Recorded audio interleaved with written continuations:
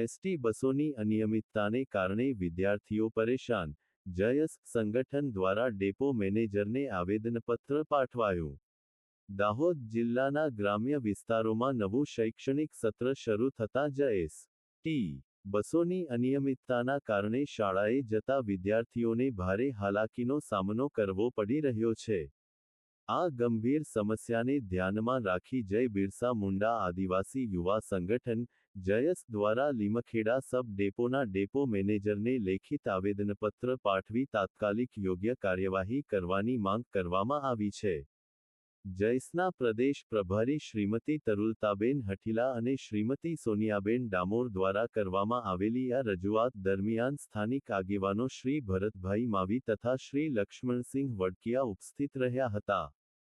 તાજેતરમાં વિવિધ દૈનિક અખબારોમાં પ્રકાશિત થયેલા અહેવાલો તેમજ સ્થાનિક પરિસ્થિતિને ધ્યાને રાખીને વિદ્યાર્થીઓના હિતમાં આ પગલું ભરવામાં આવ્યું હોવાનું જણાવાયું છે. આવેદનપત્રમાં જણાવ્યા મુજબ પહડ, વણઝારિયા, મોટીવાવ અને કુંદપુર ગામોમાંથી મોટી સંખ્યામાં વિદ્યાર્થીઓ અભ્યાસ અર્થે મોટી બાંડીબાર સ્થિત એમ. And N. હાઈસ્કૂલ ખાતે જાય છે. આ રૂટ માટે એસ. ટી.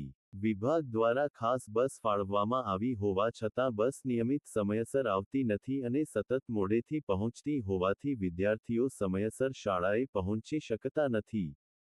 વાલીઓએ બાળકો માટે એસ. ટી. બસના માસિક પાસ કઢાવ્યા હોવા છતાં બસની અનિયમિતતાને કારણે ખાનગી વાહનોનો સહારો લેવો પડે છે, જેના કારણે ગરીબ અને મધ્યમવર્ગીય પરિવારો પર વધારાનો આર્થિક તેમજ માનસિક બોજ પડી રહ્યો છે.